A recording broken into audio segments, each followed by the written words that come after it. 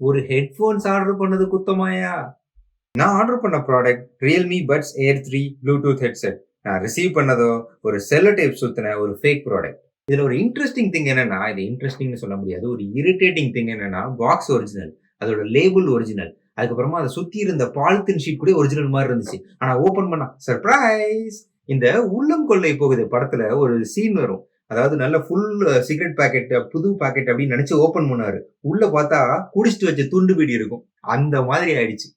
இந்த ஃபேக் ப்ராடக்ட்ட வச்சுட்டு நான் பட்ட கஷ்டம் இருக்கே! ஐய்யோய்யோய்யோய்யோய்யோ! ஒரு 30 காலு, 65 இமெயிலு, அதுக்கப்புறமா இந்த மாடல்லாம் ஃபோட்டோ எடுப்பாங்கல்ல சுத்தி, சுத்தி, சுத்தி. அந்த மாரி இந்த ஃபேக் ப்ராடக்ட்ட ஒரு 25 ஃபோட்டோ எடுத்து அனுப்புனேன். அனுப்ப சொன்னாங்க. அப்லோட் பண்ணேன். அதுக்கப்புறமா சோசியல் மீடியா ட்விட்டர்ல போயிட்டு ட்வீட் போட்டா டிஎம்க்கு வந்து இன்ஃபர்மேஷன் குடு அப்டின்னாங்க. டிஎம்ல போய் மெசேஜ் மேல மெசேஜ் மேல மெசேஜ். இந்த மாரி போயிட்டே இருந்துச்சு. ஒரு 25 நாள். முதல்ல எனக்கு ரீப்ளேஸ்மென்ட்லாம் வேணாம். என்னைய ஆள விட்டுருங்கப்பா. ரீஃபண்ட் குடுங்க அப்டின்னேன். இல்ல முடியாது. எங்க தேர்ட் பார்ட்டி செல்லரோட பாலிசி படி நாங்க ரீப்ளேஸ்மென்ட் தான் தருவோம் அப்டின்னாங்க.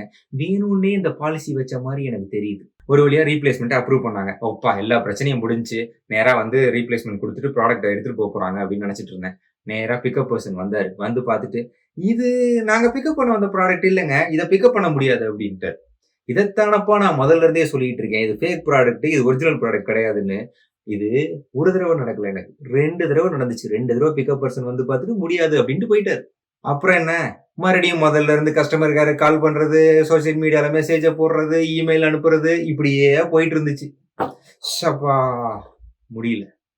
இவ்வளோ போராட்டத்துக்கு அப்புறமா ஒரு வழியா 25 நாள் கழிச்சு ரீஃபண்ட் அமௌண்ட்ட கிரெடிட் பண்ணாங்க. இதனால கருத்து வாட் ஐ அம் சேயிங்னா, இனிமே Flipkartல எலக்ட்ரானிக் ப்ராடக்ட்ஸ் ஆர்டர் பண்றதுக்கு முன்னாடி ஒரு தடவைக்கு 10 தடவ யோசிச்சுட்டு ஆர்டர் பண்ணுவேன்னு நெனைக்கிறீங்க? பண்ண மாட்டேனே. இது எனக்கு மட்டும் தான் நடந்துச்சுன்னு நெனச்சேன். இல்ல. இது நெறைய பேருக்கு நடந்திருக்கு. எனக்காவது பரவால்ல. ஒரு ஹெட்ஃபோன்ஸ் ஆர்டர் பண்ணதுக்கு ஒரு ஃபேக் ஹெட்ஃபோன்ஸாவது அனுப்பியிருக்காங்க. அந்த ஸ்கேம்ல ஒரு நியாயம் இருந்துச்சு. ஆனா ஒரு பையன் iPhone ஆர்டர் பண்ணியிருக்கான். என்ன தெரியுமா வந்திருக்கு? Nirma detergent soap.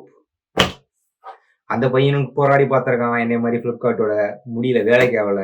நேரா கோர்ட்டுக்கு போயிட்டு கேஸ போட்டு கேஸ் ஜெயிச்சுட்டு, ஃபோனோட காசு, அதுக்கப்புறமா ஒழுங்கா சர்வீஸ் கஸ்டமர் சர்வீஸ் இல்லன்றதுக்கு காசு, மன உளைச்சலுக்கு காசு அப்படின்னு எல்லாத்தையும் வாங்கிட்டான். Very good. இந்த ப்ராடக்ட் பல ஸ்டேஜ் தாண்டி வருது. அதனால தேர்ட் பார்ட்டி செல்லர்ட்ட பிரச்சனையா, இல்ல ஏதாவது ஷிப்பிங் அப்போ பிரச்சனையா, ஸ்டோர் பண்ண ஹப்ல பிரச்சனையா, இதெல்லாம் நம்ம கண்டுபிடிக்க முடியாது. இதெல்லாம் Flipkart தான் கண்டுபிடிச்சு சொல்லணும். இந்த கதையெல்லாம் உங்களுக்கு நான் ஏன் சொல்றேன்னா, உஷாரா இருந்துக்கோங்க. அவ்வளவுதான். பீஸ்.